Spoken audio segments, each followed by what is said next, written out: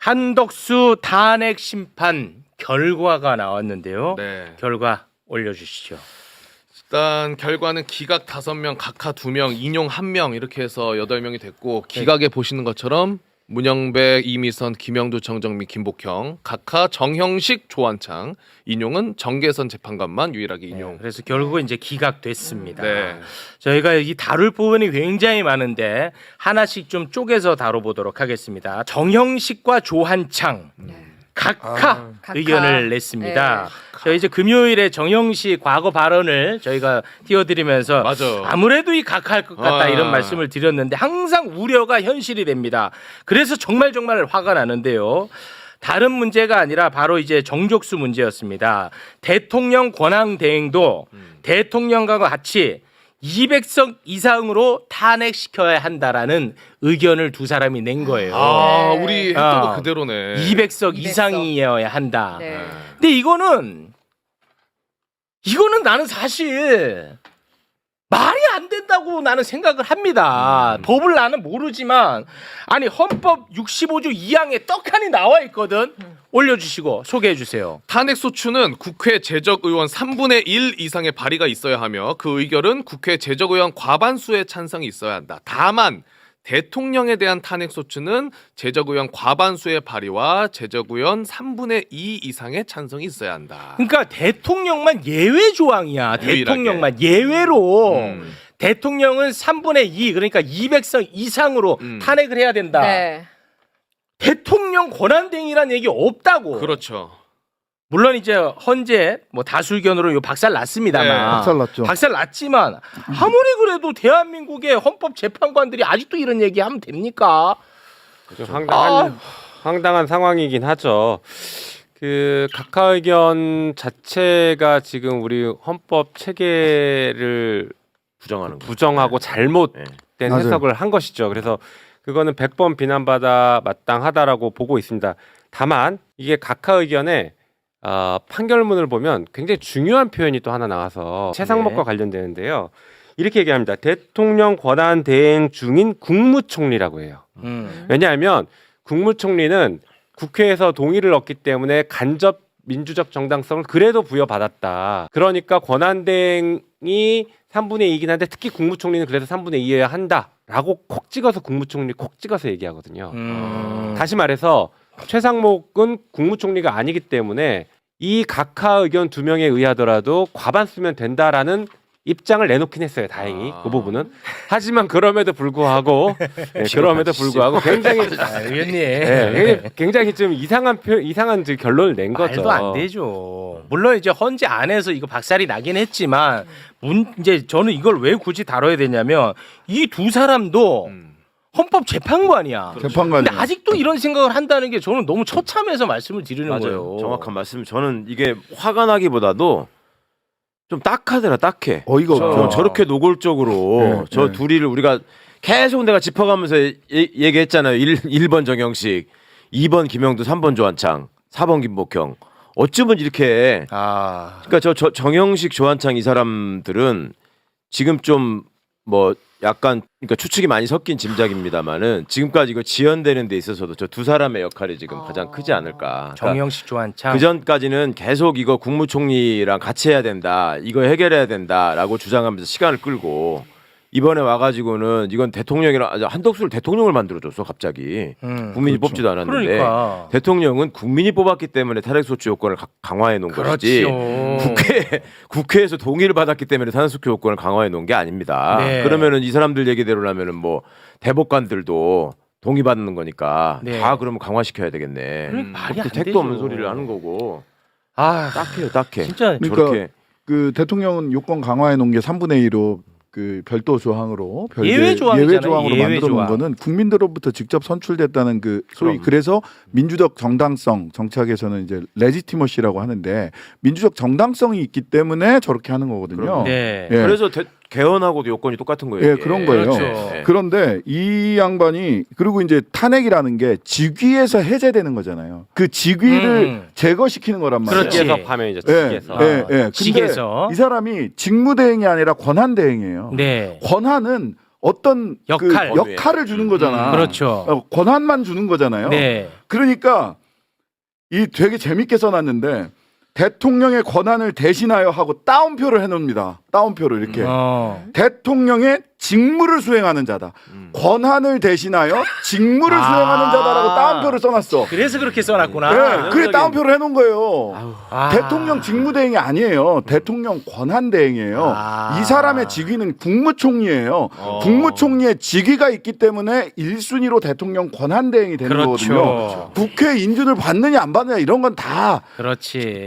그 다음 문제인 거고 핵심은 총리의 직위에 있기 때문에 대통령의 권한을 행사해. 그렇지. 근데 여기에 한 발짝 더 나가서 권한을 대신하여 대통령의 직위를 수행하는 거다라고 이렇게 쳐놨어. 일부러 그렇게 한 일부러. 거네. 아, 그러니까 야, 둘의 이참 정말 말장난이네. 각하 의견대로면 대한민국의 대통령을 둘을 만들어 버린 겁니다. 아, 그렇지. 네. 그러네. 맞아. 네. 네. 그래서 이제 파면하려면 이 두 사람의 주장에 따르면 대통령도 국무총리도 전부 다 3분의 2로 파면해야 소추해야 돼. 3분의 2로 탄핵 소추해야 그러니까 돼. 진짜 너무 이 두 사람은 너무 말도 안 되는 무슨 말장난도 의견을 이렇게 내서 해놨는지. 이거를 좀 이제 저희가 다뤘던 거고요. 자, 그리고 사람들이. 또 한덕수 탄핵 소추에 5가지 이유가 있거든요. 네. 올려주시겠습니까? 일단 5번에 주목해서 우리가 또 다뤄보겠습니다. 5번 헌법재판관 임명 거부가 탄핵 소추 사유예요. 네.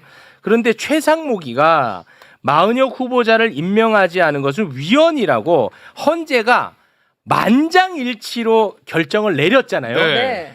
그렇기 때문에 만장일치로 결정을 내렸기 때문에 한덕수는 3명을 임명하지 않았어. 아 예. 그렇기 때문에 이번에 분명히 한덕수는 파면될 거다. 이런 의견이 많이 있었거든요. 저거를 뒤집으려면 자기 부정이니까. 그렇죠. 네. 그런데 여기 이제 기각했던 5명 중에 4명은 네. 5번에 대해서 음. 위헌 위법이라고 판단했어요. 아, 그거에 4명은. 대해서? 네. 근데 맨 밑에 김복형 재판관은 아니다. 이거는 위헌 위법도 위법도 아니다라고 얘기를 한 거야. 이거는 위헌 위법도 아니래. 네. 와, 그래서 도대체 왜 저런 의견을 냈는지 잠깐 좀 발언을 올려주시겠습니까? 재판관 미임명도 헌법 법률 위반이 아니다. 헌법재판관 임명 권한 행사 기한은 상당한 기간 내라고 해석하는 것이 타당하다.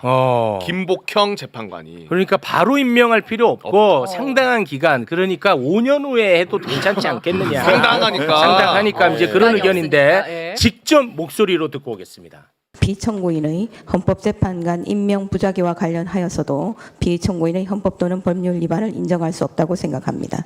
그 이유는 다음과 같습니다. 헌법재판관 임명권 행사에 있어 대통령의 자기 의무가 있더라도 국회 선출 재판관을 선출한 후 즉시 임명해야 할 의무가 있다고 보기는 어렵습니다. 대통령의 헌법재판관 임명 권한의 행사 기한은 국회 선출 재판관이 헌법과 헌법재판소법이 정하는 자격 요건을 구비하였는지 여부나 선출 과정에서 헌법 및 국회법 등 법률을 위반한 하자가 있는지 여부 등을 신중하게 확인하고 검토할 시간 등을 고려한 상당한 기간 내라고 해석하는 것이 타당합니다. 그러니까 이제 국회에서 선출하고 난 다음에 이제 대통령은 임명을 해야 되는데 그게 상당한 기간이 걸려도 된다는 거거든요. 그럼 제가 하나만 일단 질문하고 의견을 좀 들어볼게요. 그래서 예를 들어 대통령이 뭐 법률 위반이 없는지 막 살펴봐. 그래서 자기가 판단할 때 법률 위반이 있는 것 같아. 그러면 임명 안 해도 돼요? 그러면 임명에 대해서 재고할 수 있다라는 뉘앙스로 지금 현재는 얘기하고 있는데 그거는 국회 선출권을 무시하는 거죠. 국회 선출 자체가 적법하다는 것은 이미 다 정리가 된 것이라서. 네. 근데 문제는 그 김복형 재판관의 저 의견이 매우 잘못됐다고 볼 수 있는 게요. 그동안에 국회에서 선출한 재판관들에 대해서는 대통령이 즉시 임명해 왔습니다. 네. 국회 선출해서 보내면 그날 당일 임명했거든요. 네. 근데 하루 지나서 저희가 한덕수를 탄핵했고 맞습니다. 게다가 한덕수는 종국적으로 앞으로도 임명하지 않겠다라고 선언을 해버렸습니다. 네. 그렇기 때문에 앞으로도 임명 안 할 것이 확실한데 네. 저 상당 기간을 도대체 언제까지 주겠다는 건지 저건 자기 모순이고 네. 자기 모순 논리에 빠져버린 것이죠. 자기 맞습니다. 부정입니다. 저것은. 저 100번 인정한다고 쳐봐요. 그 양보해서. 양보 근데 참 잘해 요새. 아니 양보를 하더라도 말이 안 된다는 아. 얘기를 드리는 거예요. 헌법재판소법이 정하는 자격 요건을 구비하였는지 여부나 선출 과정에서 헌법 및 국회 등 법률을 위반한 하자가 있는지 여부 등을 신중하게 확인하고 검토해야 할 시간이 필요하다. 그렇죠. 이것 때문에 임명 안 한 게 아니에요. 나 검토할 시간을 줘, 임명할지 말지를 판단해 볼게라고 한덕수가 얘기했어요? 아니에요. 여당 야당이 합의하라고. 합의하지 네, 않았다. 네. 그리고 내가 권한대행이라서 임명할 권한이 있는지 잘 모르겠다. 이 이유로 나는 이 세 명을 임명하지 않았다라고 얘기를 한 거지. 네.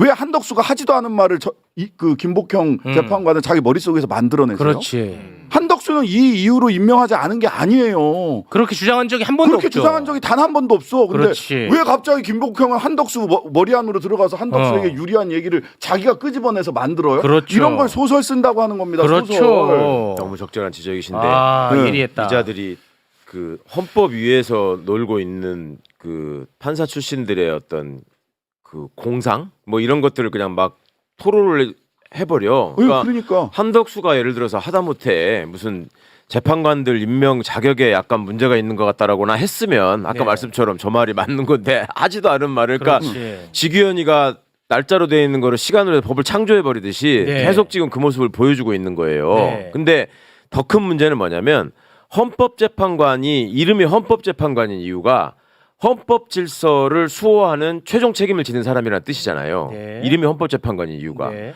근데 헌법 질서 안에서 나눠 놓은 지금 상권 분립 체계 안에서 국회의 역할을 전면을 부정하는 거야.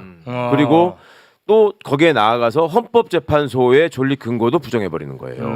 그 대통령이 그런 권력 분립의 대등한 당사자로서의 한 위치가 아니라 그냥 왕처럼 위에 있는 사람이다. 이거를 인정하고 있는 거라고요, 지금. 네. 이거는 헌법 파괴적인 얘기를 헌법재판관 입으로 했다는 거에 대해서 심각한 문제가 진짜 있다고 저는 심각해. 생각합니다. 우리가 원치 않는 결과가 나왔다고 해서 비난하는 게 아니고 예. 네. 이게 너무 말이 안 되잖아요. 모든 판결이나 결정에 대해서는 평석의 자유가 있습니다. 비판할 수 있어요. 그렇습니다. 우리 뭐 때려 부수자고는 안 해요. 네. 그리고 한덕수 탄핵소추 이유 5가지 중에 우리가 이제 윤석열 파명과 가장 직접적 관련성이 있는 부분을 우리가 주목해야 되지 않겠습니까? 그렇죠. 다시 한번 올려주시겠습니까? 이 가운데 이제 2번이 윤석열과 직접적 관련이 있는 부분입니다. 네. 비상계엄 선포 묵인 방조 공모. 비상계엄 선포와 관련해서 이 자체가 위헌 위법하다고 한다면 윤석열은 위헌적인 비상계엄을 선포한 거니까 바로 파면되겠죠. 빼박이죠. 네, 빼박이죠. 네. 그래서 저게 계속 올려주세요. 저게 굉장히 중요했는데 이번에 비상계엄의 위헌 위법성에 대해서는 판단하지 않았어. 아, 잘라서. 그건 판단하지 않고 네. 뒷부분 묵인했냐, 방조했냐, 공모했냐 요 부분만 판단을 했어요. 요것도 아주 좀 짜증나는 대목인데 앞에 위헌 위법성에 대해서는 판단하지 않고 묵인했냐, 방조했냐, 공모했냐 요 부분을 판단했거든요. 네. 요게에 대해서 뭐라고 판단했냐면 한덕수가 방조했는지 안 했는지 우리가 확인할 방법이 없다. 증거가 많지 않다. 이렇게 증거가 이제 없다. 판단을 했거든요. 네. 그 부분 영상으로 보고 오겠습니다. 비상계엄 선포 및 내란 행위 관련입니다. 피청구인이 비상계엄 선포에 절차적 정당성을 부여하기 위하여 국무회의 소집을 건의하는 등의 적극적 행위를 하였거나 국회에 비상계엄 해제 요구 결의안 가결 이후 국무회의 소집을 건의하지 않았다는 등의 소추 관련 사실을 인정할 만한 증거나 객관적 자료는 찾을 수 없습니다. 따라서 피청구인이 헌법 7조, 86조, 국가공무원법 56조 등을 위반하였다고 볼 수 없습니다. 그러니까 개입 여부를 확인할 수 없다고 한 건데 개입 여부를 확인할 수 있는지 없는지가 왜 중요하겠어? 계엄 자체가 위헌 위법하니까 요렇게 그렇죠. 저처럼 좀 약간 좀 희망 회로를 돌릴 수는 없을까요? 탄핵안 제가 썼었는데요. 앞에 힘을 좀 줬어요. 이 비상계엄이 위헌 위법이다, 포고령도 위헌이다라는 부분에 힘을 줘서 썼거든요. 그러니까 윤석열 탄핵안에 앞에 계엄과 관련된 비상계엄 관련된 중요한 내란 행위들을 많이 담았습니다. 그리고 다시 말해서 헌재에서는 그 부분 판단했어야 돼요. 이게 탄핵이 지금 우리가 여러 개 있으니까 하나의 연관된 사건처럼 보이지만 한덕수 탄핵은 개별된 독립된 사건입니다. 다시 말해서 이 독립된 사건에서 내란 행위 12.3 비상계엄의 위헌 위법성을 지적하고 공범이라고 지적했으면 이게 비상계엄이 위헌 위법인지 판단하고 네. 판단했지만 증거가 없다 이렇게 판단을 했어야 되는데 아, 그렇지. 이 위헌 위법인 점을 판단하지 않고 넘어갔다는 것은 네. 사실은 좀 비겁한 것이죠. 매우 잘못된 진짜. 그러니까 판단해야 될 중요한 부분을 누락한 것입니다. 네. 판단 누락. 이런 걸 이제 위법한 판결이라고 우리가 흔히 부르는데 네. 이렇게 하면 안 되죠. 핵심적인 내용을 피해가면 안 되고 차라리 피해갈 거였으면 그럼 윤석열 판결이랑 같이 하든가 아니면 윤석열 걸 먼저 판단해주고 그렇지. 자연스럽게 거기다 집어넣으면 되는데 네. 왜 윤석열 판결 안 하고 윤석열에 대한 판결의 힌트를 여기다 주기 싫어가지고 이런 식으로 꼼수로 쓰는지 이건 비판 받아야 돼요. 원래 아니 왜 근데 힌트를 주기 싫어해? 아니 저 언론에서 다 그게 나오거든. 힌트가 있냐 없냐. 아니 지금 우리가 퀴즈쇼 아닙니까? 아니 재밌어 이게 지금. 원래 쓴다면 어떻게 되냐면 윤석열의 내란 목적 계엄 선포는 이러이러해서 위헌이고 위법하다.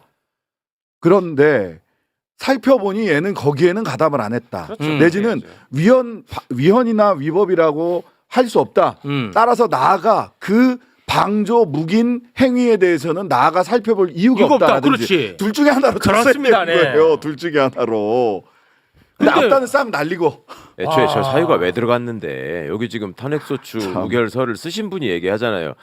비상계엄 자체가 위헌적인 거였기 때문에 네가 국무총리로서 그 위헌적인 과정에서 뭘 했냐 어떤 이거 역할을 했냐. 이래서 간 거잖아. 네. 그러니까 쓴 사람이 옆에 나와 있잖아. 옆에. 그걸 더 많이 썼다고 그러잖아요. 그러니까 이게 우리가 변호사 할 때도 보면은 법원이 지네가 결론을 내려놓고 그 쟁점을 회피하면서 자기 논리적 완결성을 형식적으로 만들려고 할 때 쓰는 이게 전형적인 비겁한 수법이에요. 중요한 쟁점을 흐트려버려. 그러고 나서 이렇게 해서 쓰는 경우가 종종 있습니다. 종종. 와, 이건 없는 너무 게 아니고. 그러니까 심각한데. 판사로서 이런 잔기술들만 늘어가지고 네. 그런 거를 여기서 지금 구사하고 있다는 게 헌법재판관이 돼가지고 이게 슬픈 일이에요. 저는 오늘 헌재 선고 중에 제일 문제가 이거라고 봅니다.